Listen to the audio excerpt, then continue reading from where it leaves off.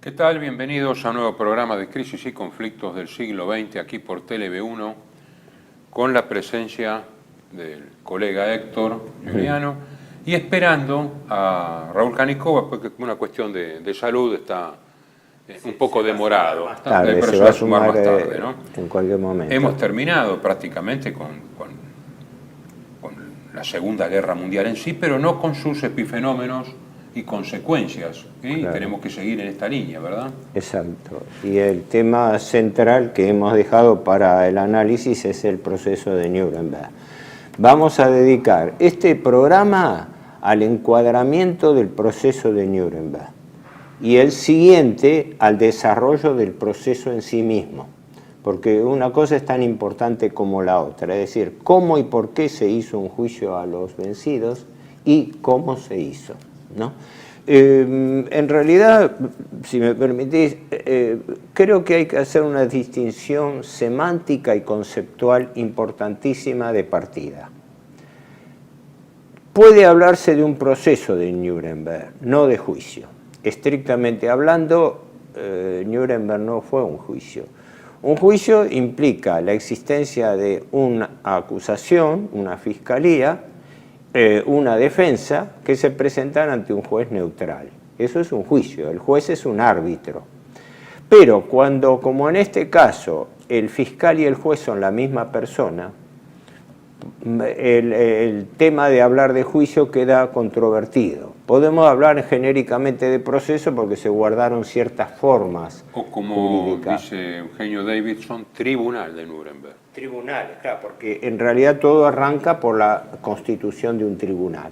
Este punto me parece importante señalarlo porque estamos hablando de, bueno, la defensa de varios de los acusados, entre ellos el abogado de almirante Dönitz y otros más lo dijeron claramente. Es el juicio al vencido, es decir, el vencedor de una rendición incondicional, lo sienta al vencido y como juez y acusador lo somete a sus reglas. Por lo cual hay una distorsión de fondo en el proceso de Nuremberg, ¿no? Es importante aclarar esto porque en realidad yo diría que hay tres irregularidades fundamentales que vamos a desarrollar a lo largo por lo menos de este programa. La primera es esta, de que estrictamente hablando Nuremberg no fue un juicio, sino fue un proceso armado por los vencedores contra los vencidos, lo cual deslegitima mucho prácticamente la neutralidad de lo que podría ser las sentencias. Y el concepto mismo de derecho, ¿no? El concepto es algo inadmisible desde el punto de vista del ABC de todo lo que se considere juicio. Un árbitro independiente, un árbitro neutral. El segundo punto, tan grave como el primero, es que los procesados fueron encausados, fueron denunciados y fueron condenados por delitos que se tipificaron a posteriori de los hechos. Fundamentalmente los crímenes de conspiración, de guerra de agresión y de crímenes contra la humanidad. Válidos o no, lo cierto es que esos delitos no existían tipificados al momento del proceso. Fueron elaborados para ese motivo. Sí, se viola el concepto de no retroactividad de la ley. No retroactividad, claro, no hay ley ex post facto, es decir, no es válido. Mejor dicho, hay una ley ex post facto, con lo cual invalida los cargos. Y un tercer punto dentro de estas irregularidades centrales es el famoso problema del tu quoque. Tu quoque en latín es una expresión que se utiliza jurídica y conceptualmente para decir tú también, ¿no? Se basa en la famosa expresión de Julio César a Bruto, porque él dice tu quoque fili miei, o sea, tú también, hijo mío, porque fue uno de los que los acuchilló. Pero en este caso, desde el punto de vista jurídico, el sentido del tu quoque es que la contradicción de que el tribunal dejó salvado que las acusaciones eran exclusivamente contra los vencidos y no contra los vencedores, porque se les presentaba el problema de que los vencedores habían cometido, estrictamente hablando, los mismos y en algunos casos quizás tanto más graves, delitos que le imputaban a los vencidos, en cuanto a tratamiento de prisioneros, en cuanto a masacres, en cuanto, no hablemos de Hiroshima y Nagasaki en particular, sino de toda la política de bombardeos aéreos. Sí, la parcialidad, digamos, del enfoque. La parcialidad, es decir... Lo que yo puedo hacer, estoy absuelto, y lo que vos haces, estás condenado. Estaba subsumido en la primera, es decir, el vencedor que juzga al vencido, de lo cual carece. Ahora, más allá de esto, que lo vamos a ir viendo y desarrollando en todo lo que podamos, vamos a los hechos, cómo se desarrollaron las cosas. Porque en realidad, ¿cómo se origina el proceso de Nuremberg? En el año 43, octubre, si no me equivoco, octubre del 43, se constituye una comisión en Londres con el objetivo de ir reuniendo información sobre crímenes que se estarían produciendo en las zonas ocupadas por el Eje, en particular por Alemania. Esto tuvo mucho que ver, según leí, con los gobiernos en el exilio que había en Londres, como el gobierno checoslovaco, el gobierno polaco, que recibían informaciones acerca del maltrato de la población civil, la represión que los alemanes llevaban a cabo en sus países de origen, etc. Y en consecuencia se constituyó esta comisión de Londres, que tuvo un nombre, déjame ver... Porque en principio Estados Unidos y el Reino Unido rechazaron a estas demandas de estos países chicos. Hasta ese momento no se habló nada, por eso estamos hablando, fue el 20 de octubre del 43 se constituye la Comisión de Crímenes de Guerra de la Proforma de Naciones Unidas, que no existían, las Naciones Unidas sin participación soviética todavía. ¿Cómo? Sin participación soviética. Exacto, un detalle importante, sin participación de la Unión Soviética, para reunir información sobre los crímenes que se pudiesen acumular como información. En realidad esta comisión, incluso reconocida por los propios aliados, tuvo poca actividad, porque no tuvo ningún empuje, no tuvo ningún aliento, y recién se reverdece el tema cuando, ya producida la rendición incondicional de Alemania, se da el hecho de que es convocada de urgencia en junio es reactivada en junio del 45 para que elabore la tipificación de los cargos por los cuales iban a ser enjuiciados los jerarcas alemanes que se habían rendido. Es decir, se establece el principio de juzgar al vencido. Sí. Claro, pero ya el 1 de noviembre del 43 hubo una declaración de Moscú, sí, donde se advierte a los líderes nazis sobre la intención de perseguirlos hasta los confines de la tierra hasta que se pueda hacer justicia. Esto deviene de la rendición incondicional, indudablemente es un todo postulado. venía de la fórmula de Casablanca, de la rendición incondicional. Tenés razón. Tanto es así que, si no me equivoco, de la conferencia de Moscú, que fue en segunda mitad del 43. Noviembre del 43. Noviembre del 43. Se guarda una anécdota, creo que yo la leí en el libro del hijo de Elliot Roosevelt, el hijo del presidente Roosevelt que estaba allí, que narra que a posteriori de una de las cenas que se estaba haciendo, en un momento Stalin le dice a Churchill y a Roosevelt que podían establecer una cuota de que después de producida la derrota de Alemania, cada potencia tuviese un cupo, le dijo, digamos, de 50.000 personas para ser ejecutadas así sumariamente, sin juicio, sin nada previo. Que según el testimonio, según el libro, así era mi padre, creo que fue, ¿no? Dice que Roosevelt no reaccionó, sonrió y quedó con la mirada perdida.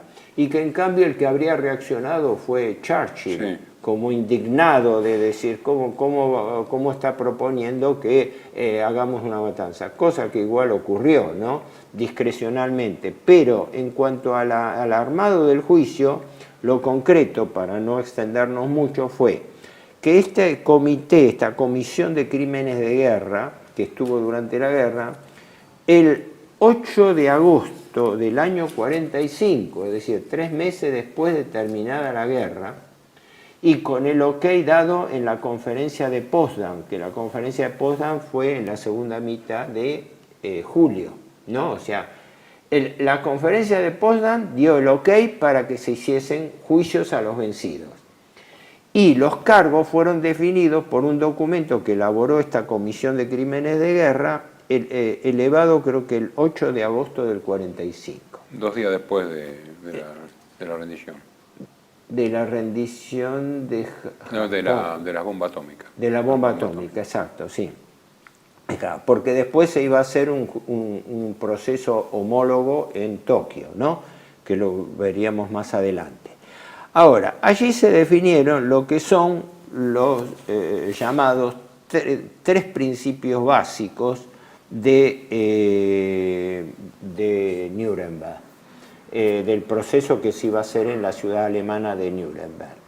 El primero era el cargo de crímenes de guerra, ¿no? El segundo, el de crímenes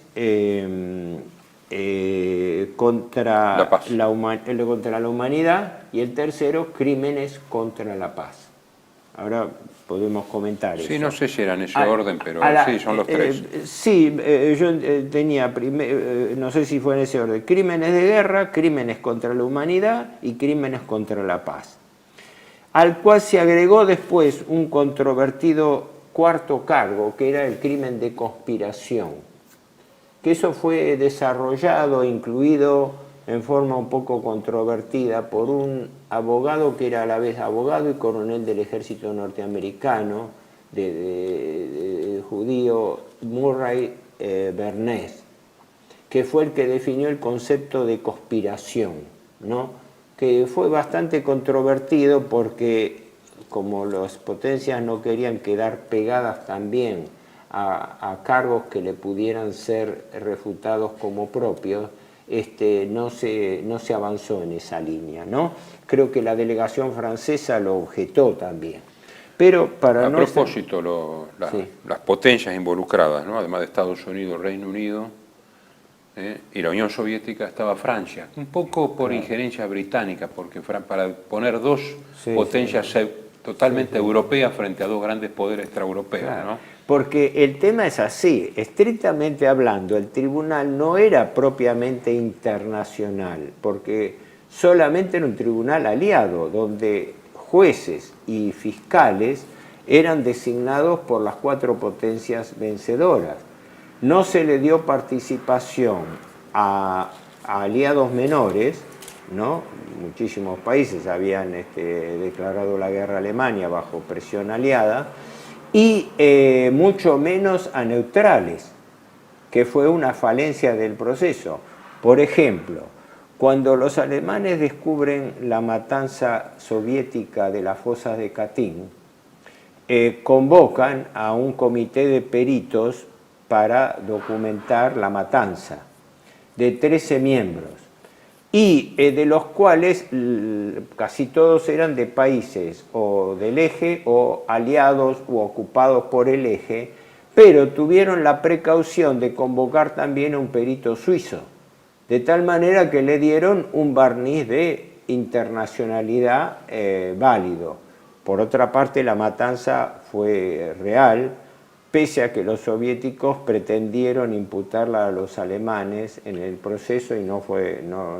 Pero el proceso hizo la vista gorda. Es claro, pero el fiscal soviético, Rudenko, hasta parece que quedó muy descolocado, porque cuando se cerraban las carpetas para las sentencias, el tema Katyn había quedado en el aire, ¿no? Recordemos, la matanza de Katyn fue la matanza de cerca de más de 20.000 polacos, oficiales, suboficiales, soldados y también civiles, que se hizo en el año a mediados del 40 con los prisioneros polacos que cayeron en manos de la Unión Soviética y que fueron descubiertos a mediados en marzo, abril del 43 por los alemanes. Los alemanes montaron una fuerte propaganda sobre eso y después los rusos pretendieron atribuírselo a los alemanes, cosa que quedó claro, incluso... porque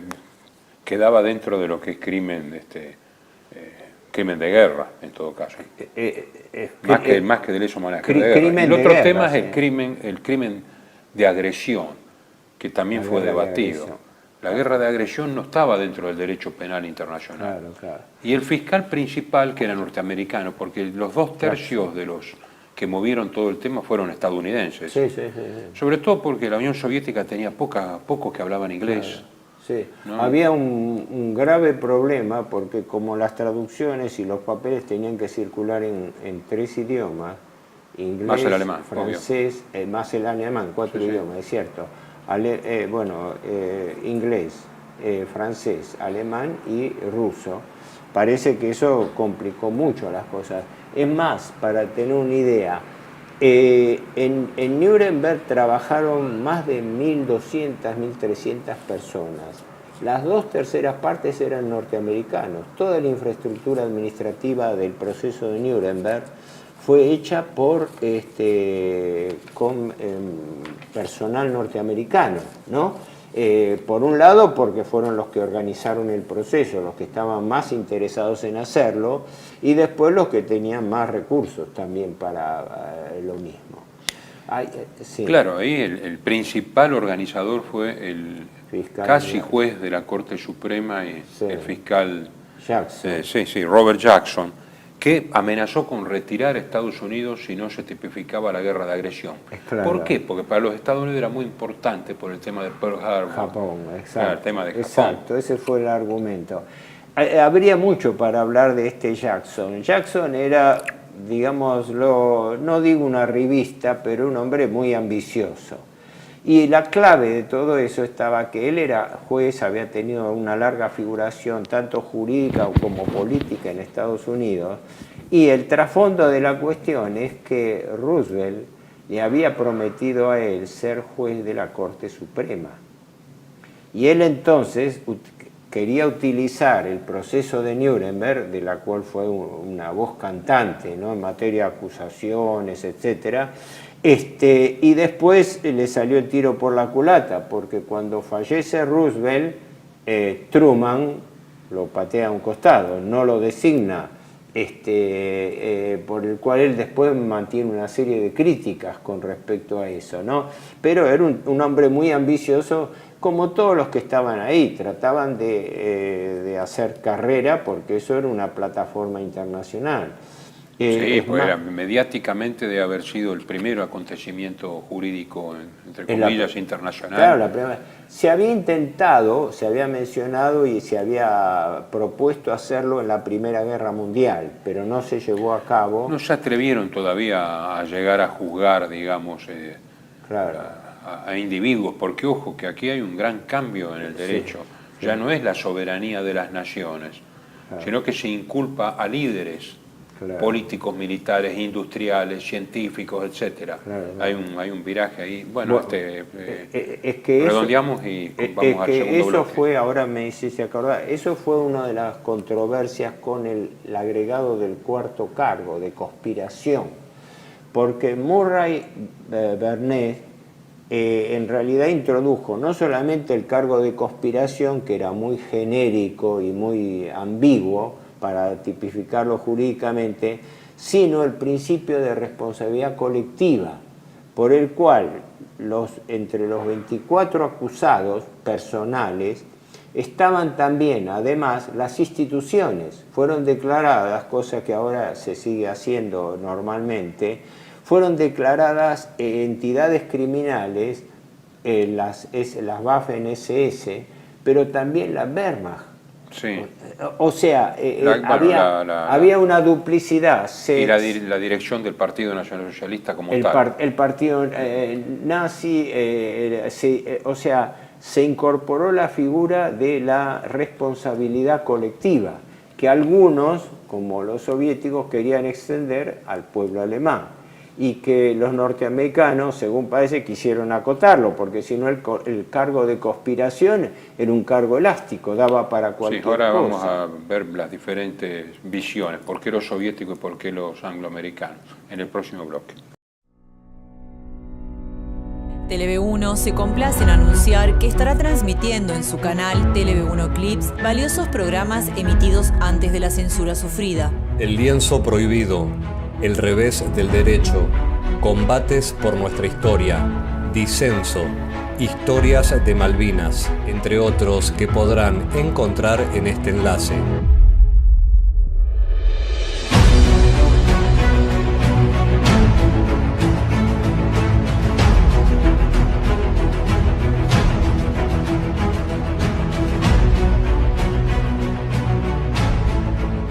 Agradecemos su aprovechamiento y difusión. Bienvenidos a CEPA, Centro de Estudios del Pensamiento Americano. Nuevo sitio web de cursos de formación en política, filosofía, historia, literatura, geopolítica, religión, psicología y más.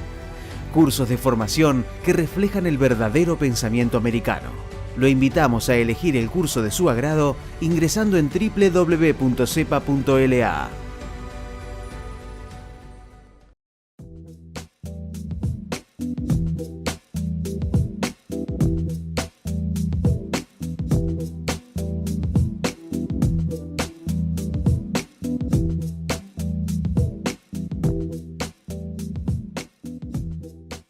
Decir siempre la verdad primero tiene un precio. Dependemos de tu ayuda. Tele-V1, toda la verdad primero.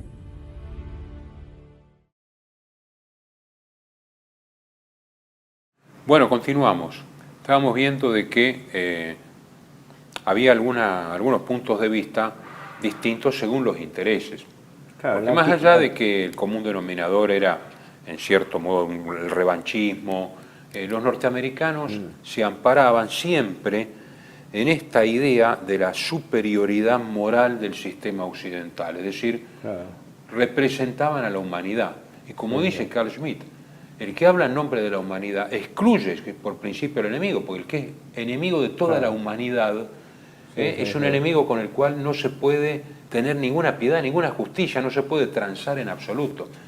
Los soviéticos pretendían, digamos, una culpabilidad colectiva, pero limitada, a Alemania en nombre de simplemente resarcirse mediante reparaciones de lo que habían sufrido, evidentemente, de las potencialidades de las que más habían sufrido, y tener, digamos, el control de la industria y de los recursos de Alemania.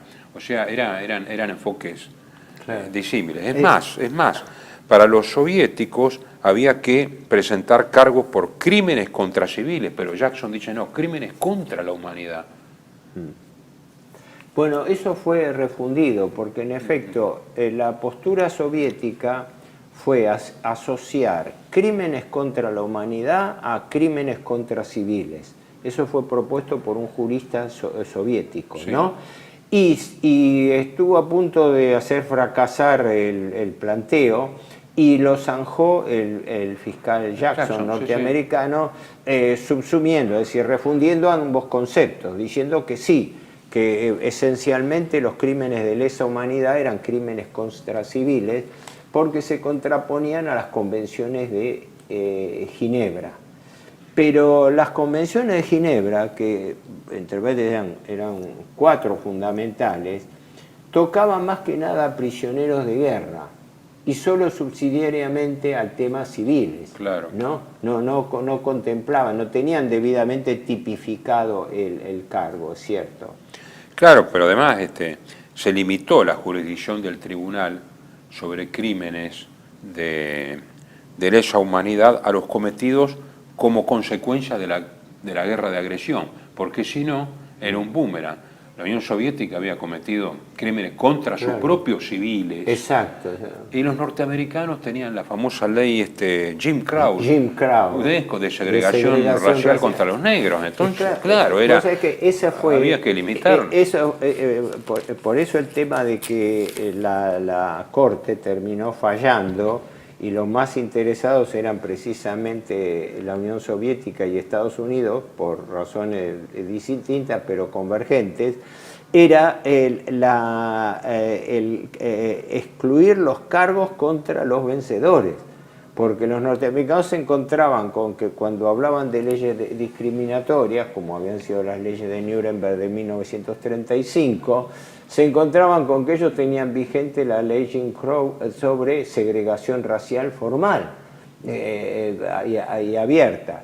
Y los rusos, a su vez, las violaciones y las represiones contra su propia población. Bueno, y los ingleses los cometidos con la gente colonial. Colonial, en el imperio colonial. Se empieza a tamizar un poco la cosa, no queda nadie, digamos. Es algo importante. En realidad fue un acto de mayúscula hipocresía, ¿no? Pero ahorrando los adjetivos. Entre las condiciones que estableció el tribunal, que van contra ley, es decir, van contra la ley elemental, fue el primero y principal fue que no se reconoció a los vencidos el principio de obediencia debida, que entonces lo llamaban el principio de las órdenes, ¿no? O decir, órdenes son órdenes, es decir, que los subordinados al atacar o al hacer determinadas represalias estaban cumpliendo órdenes superiores. Se estableció contra legem, creo que es la expresión así, contra la ley común de que cumple órdenes superiores no está alcanzado por la responsabilidad personal. Y eso fue derogado, no fue tenido en cuenta. Claro, por eso militares de muy bajo rango fueron juzgados y también incluso burócratas que jamás en su vida habían cometido ningún crimen, pero por integrar una maquinaria de las instituciones castigadas, digamos. Claro. Otra importante fue el problema de la determinación de delitos sin pruebas.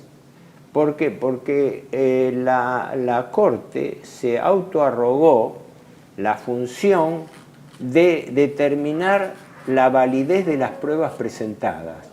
Cualquiera sean como la mayoría eran testimonios verbales, la mayoría eran testimonios, gente que se presentaba diciendo sí, en tal lugar ocurrió y el responsable fue tal militar o todo, que fue la lógica de todos los procesos que se hicieron y en todos ámbitos. Porque hay que aclarar que en Nuremberg este fue el proceso central a los principales jerarcas nazis, a 24 inculpados, de los cuales 22 en la práctica, o 20, porque uno no fue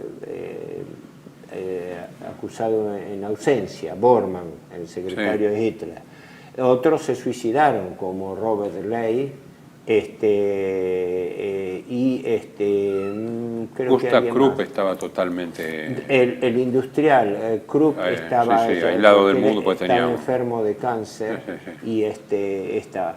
Ahora, el tribunal se arrogaba discrecionalmente la determinación o no de la validez de la prueba.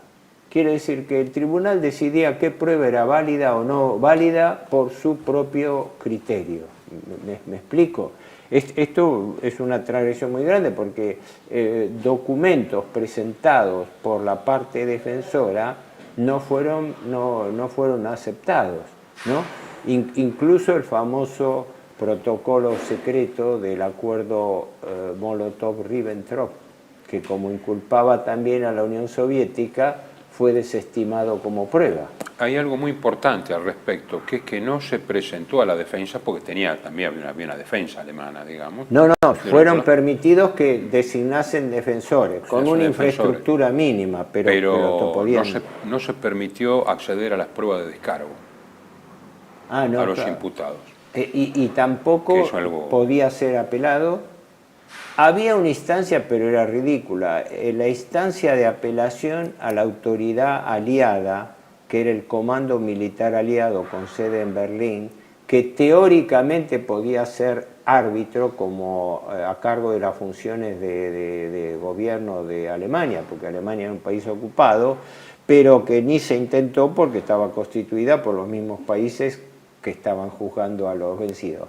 Pero se declaró eso, la no apelación, no había derecho a apelar las medidas.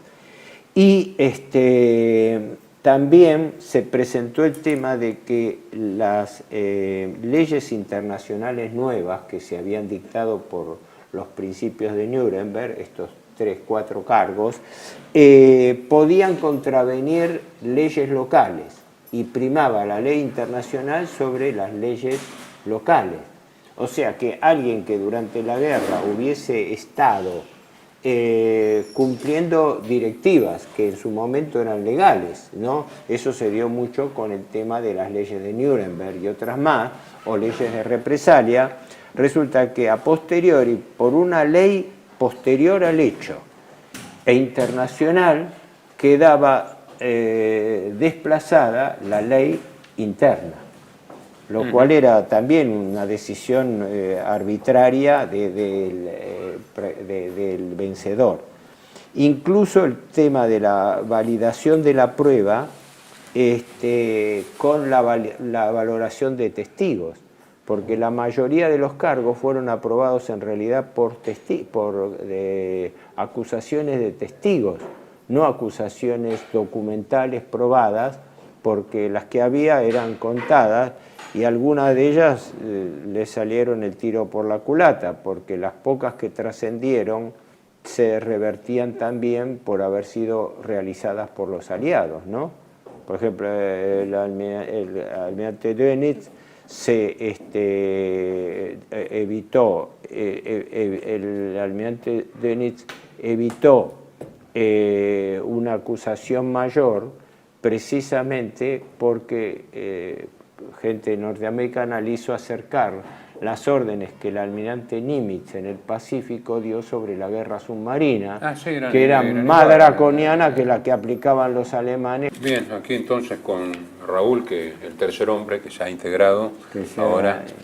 Bienvenido y continuamos con los detalles, claro, digamos, de lo que ha sido la acusación y defensa. Este segundo bloque que tiene la finalidad de precisar un poco algunas irregularidades bastante manifiestas del proceso de Nuremberg, inherentes a que esta simetría entre tratamiento de delitos cometidos por los vencidos frente a homólogos delitos cometidos por los vencedores. Y el hecho de que se le daba al tribunal, el tribunal se arrogaba la facultad de determinar la validez de la prueba.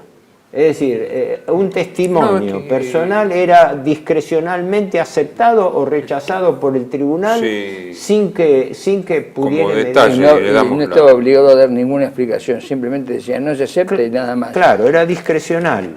Por eso, pues simplemente crimen contra la paz librando guerra de agresión, que es dirección, preparación, desencadenamiento, desarrollo de guerra de agresión en violación de los acuerdos internacionales. Crimen de guerra, violación de las leyes y uso de guerra, asesinato, malos tratos, deportación para trabajo forzado o cualquier otro fin de poblaciones civiles, asesinato, malos tratos, prisioneros de guerra o náufragos, la ejecución de rehenes, el saqueo de bienes públicos privados, la destrucción innecesaria de ciudades y la devastación no justificada por exigencias militares. Bueno, crimen contra la humanidad, el asesinato, exterminio, reducción de la esclavitud, deportación, cometido contra poblaciones civiles antes durante la guerra, persecuciones. Esos tres crímenes son para todos los beligerantes. Absolutamente todos los beligerantes. Pero ojo, lo dijimos en el primer bloque, la Corte, yo digo descaradamente, hipócritamente, estableció que el proceso era solamente para considerar los delitos de los vencidos. No se expidió acerca de si se iba o no a hacer también uno que no se hizo contra los vencedores, pero esa característica de que no era un tribunal internacional, sino un tribunal aliado vencedor. Sí, los de una trinchera estaban jugando los de la otra trinchera, esa Claro, es la realidad. que el juez y el fiscal eran la Sí, misma tenemos persona. todo, La sí. jurisdicción del tribunal era solo sobre Alemania. Sobre Primero Alemania, se planteó sobre el eje. Y Sí, sí, Jackson, sí. sobre todo, dice, no, es el caso de Alemania. Sí, con sí. la idea de la reeducación Sí, sí. de Alemania. Con esa idea incluso Claro. mesiánica estadounidense, Exacto, muy diferente de la exacto. cosa soviética que era Exacto. ¿cuánto, Por eso cuánto después me yo voy a tienen que leer un pagar? párrafo de Maurice Bardesh que en realidad es tan actual, es que pone muy claro eso y además es muy actual. Lo voy a leer después cuando terminemos el programa, al final del programa, no voy a olvidar de leerlo. Sí, redondeando simplemente esto de los alcances de la tipificación de los delitos, efectivamente, los crímenes contra la paz estaban cifrados en el concepto de guerra de agresión. Sí, que venían del pacto de Brian Kellogg. Es claro, que había un antecedente, pero que en realidad no había tenido vigencia porque la Sociedad de las Naciones Sí, no pudo imponerla, sí, exacto. que era la idea efectivamente de la guerra como delito, la guerra de agresión como delito.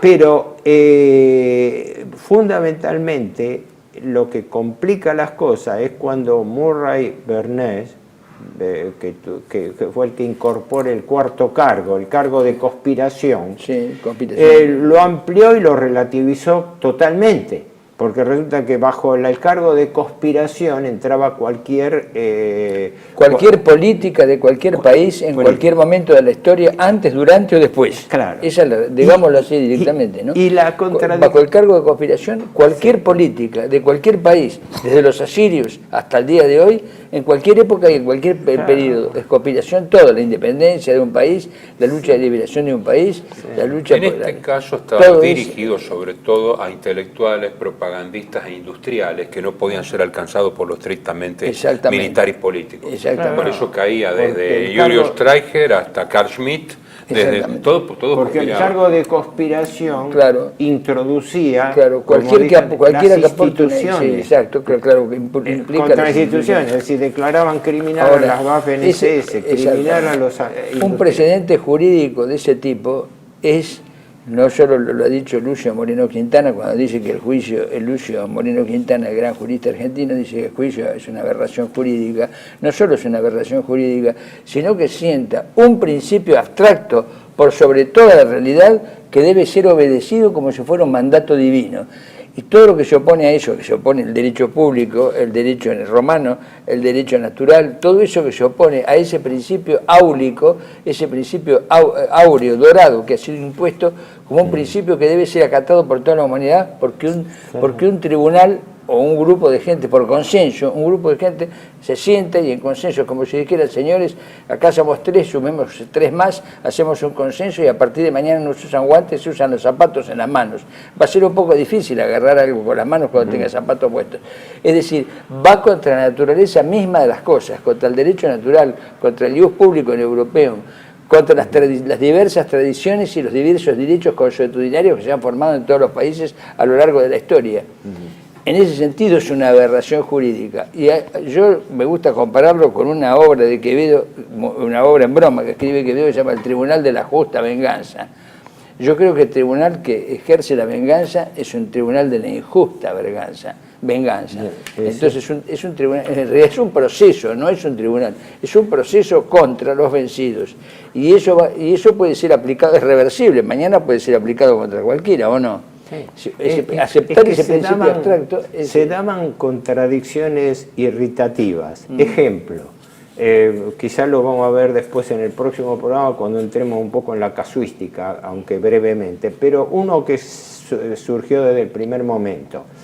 El pacto germano-soviético, el pacto Molotov-Ribbentrop del 23 de agosto del 39, por el cual había un protocolo secreto por el cual, en caso, como pasó a los pocos días que Alemania invadiera Polonia iba a ser repartida entre los dos países. Y en efecto, cuando Polonia estaba ya, como lo hemos visto en su momento, cuando estaba ya derrotada, los soviéticos también violaron la frontera desde el exactamente, este el 16 de agosto. Entonces o sea, le cabía el Sayo perfectamente. Es claro, entonces, no se aplica. más allá de la hipocresía de haber declarado la guerra Francia e Inglaterra solo a Alemania por la invasión y no a la Unión Soviética cuando ellos tenían tratados de defensa militar. Claro, y les cabría en este caso al partido de la guerra en Inglaterra y en Francia, les cabría lo de conspiración, porque en realidad todos sabemos y es transparente que hay una inducción a Polonia, se la trata de inducir a Polonia para que para no retroceder para esclarecer, no para retroceder, sino para esclarecer. La parte curiosa que es la que quería comentar es que la Corte y por influencia del fiscal Jackson terminó declarando no existente ni válido el protocolo secreto de división. O sea, para que no cayera también incurso la Unión Soviética, se suprime la realidad. Según el Tribunal de Nuremberg, el protocolo secreto del Pacto de Molotov-Ribbentrop no habría existido. No, por supuesto, apareció un animal muerto. La culpa, ¿quién la tiene? La tiene el cuchillo que lo mató, no importa, no existe. Por eso tendría que haber habido un juez polaco en vez de un juez soviético, pero bueno, allí estaban dadas las cosas. Continuamos en el segundo bloque.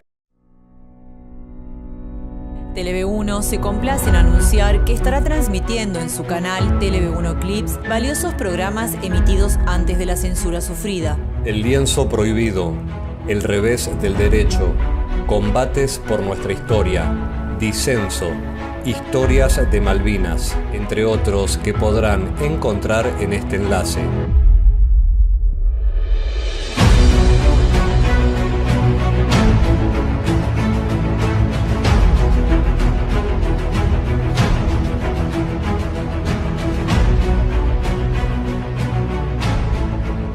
Agradecemos su aprovechamiento y difusión. Bienvenidos a CEPA, Centro de Estudios del Pensamiento Americano. Nuevo sitio web de cursos de formación en política, filosofía, historia, literatura, geopolítica, religión, psicología y más. Cursos de formación que reflejan el verdadero pensamiento americano. Lo invitamos a elegir el curso de su agrado ingresando en www.cepa.la.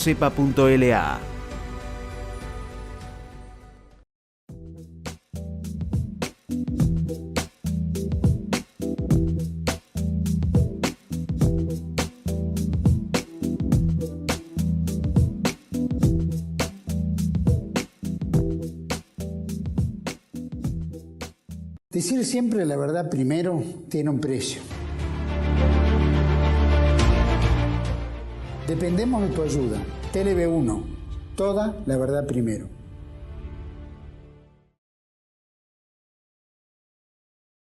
Una aclaración importante. No se olviden que nosotros en este programa lo que estamos hablando es del encuadramiento de los prolegómenos del proceso de Nuremberg. El proceso en sí mismo, el desarrollo del proceso lo vamos a ver en el programa anterior. ¿Por qué? Porque parece importante, el programa posterior, perdón. Nos parece importante primero señalar cuál es la distorsión del encuadramiento jurídico-político que se estaba haciendo, ¿no? Es decir, el famoso tema ya mencionado del vencedor, juez y parte como fiscal y juez, de la retroactividad de las actividades y de la discriminación de que los delitos se aplicaban al vencido y no al vencedor. Pero nos falta resaltar algo que es importante. El leitmotiv del proceso obviamente era justificar la guerra aliada como guerra de liberación y servir a una finalidad política ideológica, etcétera, donde se presentaba política, ideológica y económica, claro, las tres cosas. Además, como fue dicho desde un primer momento, como jactándose del precedente del derecho humanitario internacional. Sí. Porque hoy en día se tiene Nuremberg como referencia absoluta, es el punto de referencia absoluto, es la estrella polar de todo esto. Incluso cuando se constituye en el 98 la Corte Penal Internacional, habla de los principios de Nuremberg. En los principios de Nuremberg había dos que tenían particularmente importancia. Uno ya lo hemos citado, que la Corte desestimó el principio de obediencia debida, lo que llamaban la cuestión de las órdenes superiores. No aceptó como válido que un subordinado descargase su imputación aduciendo, como en realidad había ocurrido, órdenes superiores porque estaba en una institución vertical. Acá fue antecedente para el juicio de la Junta también, ¿no es cierto? Y la otra es que en el punto 6 de los principios de Nuremberg, eran 7 en total, en el punto 6, cuando se definían los crímenes, se entró en la controversia del concepto de guerra de agresión. ¿Por qué? Porque para no remontarse se tomó un único documento de referencia, un principal documento de referencia, que era el protocolo Hosbach de 1937. Jackson quería retroceder la guerra de agresión a la creación del Partido Nacional Socialista. Claro, exacto, esa fue la diferencia. Aclaremos para los con espectadores. Un sueño, con una esperanza, que ya la habían indicado en la Primera Guerra, la destrucción del militarismo prusiano, que era lo que provocaba todas las guerras, según este concepto abstracto, ¿no es cierto? Era la tesis del Sonnenberg, exactamente, ¿no? de que Alemania había seguido un camino de supremacía a lo largo de una desviación del de presunto occidente, según Jackson todo esto, ¿no? Otros no le daban, los franceses. Sí, claro, acá el problema es, como diría Thomas Molnar, la utopía, esa herejía perenne, que es una herejía de la inteligencia, es la utopía, que es una herejía o una malformación de la inteligencia, que introduce su mano en estas cosas y provoca casos de injusticia absolutamente tremendos, ¿no? Y que, por supuesto, oculta una cosa esencial, que es que la guerra de los vencedores es una guerra, sí, de dominio, de control y de imposición de la ideología. Mientras que los otros decían, acá esto es para casa, en el otro lado tienen que hacerlo de otra manera o la manera que corresponde. Acá es la pretensión universal, de la universalidad, mi idea es la mejor. Y yo creo que tiene un antecedente en aquello que hemos citado, que yo siempre he citado cuando hablo de las invasiones inglesas al Río de la Plata, de 1792, de Lord Fancytart, que creo que fue él, o del grupo de él. Inglaterra, corona del imperio, del comercio mundial. Si yo me pongo una corona en algo universal, evidentemente todos tienen que rendirme tributo o tenerme en cuenta.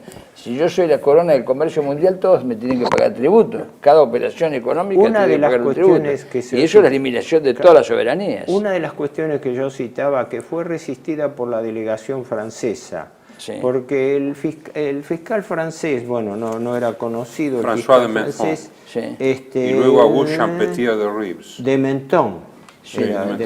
Pero dimitió en enero del 46, vino Auguste Champetier de Ribes. De Ribes, después sucedidos, claro. Contra este cargo de conspiración que fue agregado, ¿por qué? Porque no nos olvidemos, nosotros lo Henri Dondieu fue uno de los, Dondieu el francés, Dondieu. Sí, el tribunal, pero esos jueces, pero yo digo el fiscal. El fiscal francés. Quiero decir que se debatió incluir o no este principio que a posteriori, por influencia de este abogado coronel norteamericano, Murray Bernier, se incorporó como conspiración. Porque nosotros lo hemos hablado acá reiteradamente. ¿Dónde queda el partido de la guerra? Anglo-norteamericano, con el grupo Vansittart en Inglaterra y con el Brain Trust y la gestión de la WIR de Bernard Baruch en la planificación de la guerra contra Alemania, que habían sido poco menos que expuestas en forma manifiesta. Ahora, el tiempo no alcanza y para ordenar todo, pero hay que resaltar a mi juicio una cosa muy importante. ¿Sobre qué pivoteó la acusación de Nuremberg, que duró un año? Porque el juicio duró un año, entre noviembre del 45 y octubre del 46, donde el 16 de octubre son dictadas, bueno, 15 la sentencia y las ejecuciones sobre gran parte de los inculpados al día siguiente. Sí. El leitmotiv de esas acusaciones pivoteó sobre la sensibilidad en cuanto a mano de obra esclava, en cuanto a tratamiento de prisioneros y en cuanto a matanzas, ¿no? En consecuencia se multiplicaban las denuncias sobre matanzas ocurridas por represalias, por venganza. Solo por enfocado sobre el vencido, no sobre el vencedor que lo hizo. Sobre el vencido, sí, se dio un capítulo especial. Ya en la Primera Guerra, los prisioneros alemanes de la Marina, por lo menos yo conozco los episodios contados por un tripulante del Emden, del crucero Emden, fueron a parar en la India. Esto me lo contó en Bariloche hace muchos años un capitán von Michulev, que había sido capitán de corbeta en el Emden, que cuando los llevaron a la India los obligaron a hacer trabajo forzado, los estuvieron haciendo trabajo forzado. Obligaban absolutamente. A trabajo forzado. Esto es universal. Es claro, obviamente. Esto es universal. Lo que pasa es que yo me autoexcluyo de lo de que sí, estoy claro, por supuesto, acusando. por el delito de haber sido vencido, tenés que en el caso soviético, tomarte por remedio, ejemplo, esta píldora. Hubo una directiva formal de Stalin hablando de que los prisioneros alemanes y también civiles tenían que ser movilizados para reparar el daño que habían ocasionado la Unión Soviética, que era una abierta declaración de violación de los principios de tratamiento. Sí, pero Stalin no los invocaba. Stalin invocaba lo que consideraba sus derechos, pero no invocaba estos principios. Pero los que invocaban estos principios los aplicaban al revés o no los aplicaban. Ahí está, eso, la prueba son los prisioneros. Pero no solo en esta guerra, en la otra también. Y en la guerra en Globoer también, o sea que si seguimos para atrás claro, es terrible. Esto es importante, ¿por qué? Porque dentro de las matanzas ocuparon un lugar fuerte los campos de concentración y las condiciones inhumanas que encontraron en esos campos. Que se fueron volviendo más inhumanas a medida que los recursos recaían. Claro, que tienen una explicación en el tema de que el bloqueo primero, pero después el bombardeo estratégico contra las ciudades y la población civil hizo que el último eslabón de la cadena, que eran los campos de concentración, se transformase en un caos de inanición, estadística de muerte. De todos modos, en Nuremberg no se mencionó. Lo que luego, porque no estaba la palabra en ese momento, se consideró el holocausto, entró dentro de crímenes contra la humanidad y de muertes en serie. Es más, se rechazaron las solicitudes de Jaim Weizmann, presidente de la Organización Sionista Mundial, tanto como el gobierno provisional de Unidad Nacional de Polonia, de participar. Hay un dato muy interesante que quiero darlo, ¿no?, al respecto, que es... Perdona, agrego algo en línea con lo que vos decís. Lo mismo la tesis, creo que Vrba y Wetzel, que eran dos judíos eslovacos que escaparon del campo de concentración de Auschwitz y fue a mediados del año 44, y habrían sido los primeros que hablaron de que existían cámaras de gas y que se estaba procediendo a ejecutar en forma masiva a prisioneros. Fueron desestimados en Nuremberg, es decir, no fueron tomados en consideración porque todo el proceso pivoteó sobre culpabilidad de matanzas, pero matanzas focalizadas, masacres que habrían o no ocurrido en los campos de concentración, represiones, castigos a la población civil, arrasamiento de aldeas, cargos, pero era una multiplicación de casos específicos. No se habló de un exterminio. Después del Reich, crimen y castigo en la posguerra alemana. ¿Quién es el autor? Gilles McDonough tiene varios libros sobre la guerra y posguerra. ¿Norteamericano, británico? Norteamericano. Al principio dice, los grupos judíos internacionales presentaron pocas solicitudes de condena. Henry Morgenthau fue una voz en el desierto y Truman a su vez lo quiso mantener en esa situación. Más tarde dimitió enfurruñado. Zalman Greenberg, presidente de los judíos liberados en la zona estadounidense, acusó a los aliados de falta de interés y se habría sido así en el caso de que otros hubieran sido víctimas de una purga similar. Morgenthau siguió lanzando rayos y truenos, lo mismo que el consejero presidencial Bernhard Baruch y el comunista Walter Winchell, pero no se le prestó mucha atención. Claro, es decir, no quedaron, lo importante... Los soviéticos le importaba muy poco, además tiene una larga tradición antisemita. Los soviéticos lo que querían era la culpabilidad general de Alemania para sacarle los productos y la exacción, digamos. Sin ningún principio, en nombre de ningún principio. Yo soy el vencedor, tengo tanto que me han arruinado, puse tanta gente, quiero esto. Tuve que sufrir una guerra de agresión y quiero esta compensación. Las cuatro potencias lo hicieron, pero la que lo hizo más abiertamente, la Unión Soviética, que pisoteó abiertamente todo derecho de prisioneros. Bueno, el caso de los prisioneros. Lo que pasa es que en los dos casos si hay quieren resarcimiento, ¿no? En ambos lados de los aliados, tanto en el lado soviético como en el lado de Estados Unidos y de Gran Bretaña y de Francia. Sí, por supuesto.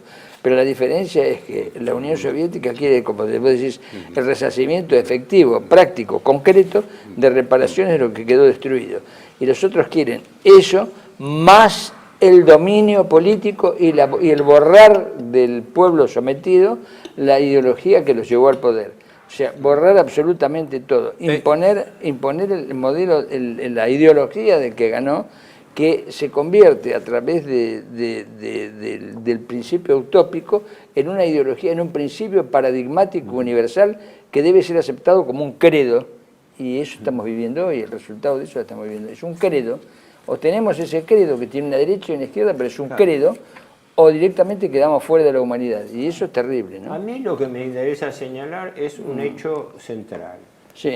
Durante el proceso de Nuremberg, los cargos más sensibles, incluso documentos fotográficos, filmaciones, etcétera, que se hacían con un montaje cinematográfico de sensibilización, porque lógicamente, como sabemos y ocurre siempre y sigue ocurriendo ahora, es claro, presentar escenas de gente famélica, gente muerta, pilas de cadáveres, todo eso pasó, pero eso no era una prueba específica que pudiese tener una relación con el inculpado en particular, que fue uno de los argumentos de defensa que también intentaron usar los abogados alemanes, diciendo, bueno, las matanzas o las brutalidades que se hayan tienen que tener alguna correlación con el inculpado.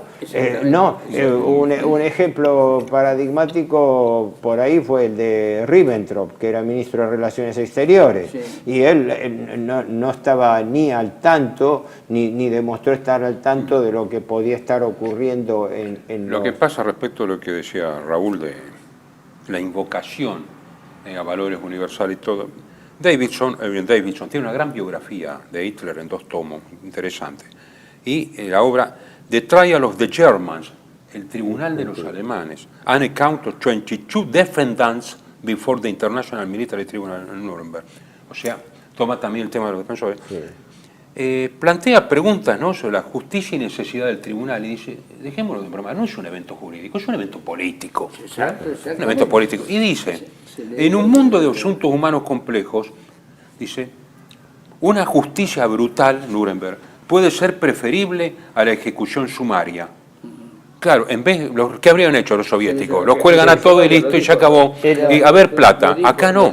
Acá dice, fusilarlos a todos. Dice, el tribunal tiene muchas fallas, no cumple con los estándares de justicia tradicionales, pero el juicio habría sido necesario como evento político para proporcionar una catarsis a las emociones reprimidas de millones de personas. Bueno, perfecto. ¿De qué año es esto? De Davidson, me parece que es de los 70 y pico. De los 70, bueno. Bueno, mira, en 1947, Maurice Bardèche, el cuñado de Robert Brasillach, escribió esto, que yo creo que tiene vigencia aún hoy. Este mundo tan fluido en ese entonces, ¿no?, rehusándose a toda definición, a toda certeza, contiene, en fin, algo estable, definitivo e irrevocable. Son las leyes que nos hacen tributarios, dependientes a todos. En nuestro país, en nuestras ciudades, ya no hay nada seguro, nada de límites ciertos entre el bien y el mal, nada de tierra donde apoyar nuestros pies. Pero encima de nosotros, ¿qué arquitectura vigorosa comienza a dibujarse? El ciudadano francés, alemán, español o italiano no sabe muy bien la suerte que le está reservada, pero el ciudadano del mundo, el llamado ciudadano del mundo, sabe que el andamiaje armonioso de los pactos que se forman se levanta a su servicio, para él. Su persona es sagrada, sus márgenes de beneficio son sagrados. La República Universal de los es la República Universal de los mercaderes.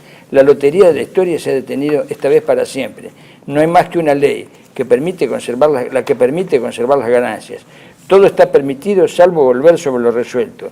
La distribución de los lotes es definitiva. Sois vendedor a perpetuidad o comprador a perpetuidad, rico o pobre para siempre, amo o servidor hasta el fin de los tiempos. Allí donde las soberanías nacionales se extinguen, la dictadura económica mundial comienza a brillar. Un pueblo ya no puede nada contra los mercaderes, cuando ha renunciado al derecho de decir, aquí los contratos los manejamos nosotros, los usos los ponemos nosotros y ustedes pagan el diezmo para estableceros. Los Estados Unidos del mundo no son más que una apariencia, una concepción política, en realidad es una concepción económica, ¿no? Este mundo inmóvil no será más que una enorme bolsa, donde se cotizará el trigo, el oro, el petróleo y las demás. Sí, está bien, es derivado de los temas de Nuremberg, aunque él habla de otra situación más global. Dentro del marco del tenemos proceso que culminar estaba, el programa pero y seguir. claro, es importante concluir esto. El encuadramiento del proceso de Nuremberg se dio bajo irregularidades que son verdaderamente insalvables desde el punto de vista lógico y jurídico también, es decir, se violentaron principios elementales. Por eso citamos lo de Moreno Quintana, tan elementales, tan básicos que descalifican al tribunal, es decir, deslegitiman el Nuremberg. Esto es importante decirlo, ¿por qué? Porque se ha pretendido, y a veces se pretende aún hoy, plantear Nuremberg como el paradigma de la justicia internacional. Porque se pretende que sea un acto de fe. Claro. Este modelo tiene que ser el modelo para toda la humanidad. Por eso, entonces, la idea es desnudar lo que realmente fue Nuremberg y, sobre todo, recordar que los temas que se debatieron en Nuremberg no son necesariamente los mismos que luego se argumentan hoy, donde se está reescribiendo la historia de Nuremberg, entre otras cosas por un hecho que es tan importante que merece ser citado, en mi opinión, que es el tema de que en Nuremberg no se condenó a nadie por el Holocausto. El tema del Holocausto no estuvo presente. La muerte de judíos europeos sobre el tema de crimen contra la humanidad. Se incluyó, pero... la palabra genocidio es acuñada por Rafael Lemkin. En 1944, en un libro que se llama El poder del eje en la Europa ocupada, pero no se impuso sino hasta después de la guerra. Tan es así que en las 190 páginas de sentencia no figura. Figura así el tema de crímenes contra la humanidad, obviamente. Continuamos incluso con los juicios sobre Nuremberg de destacados especialistas al principio del próximo programa.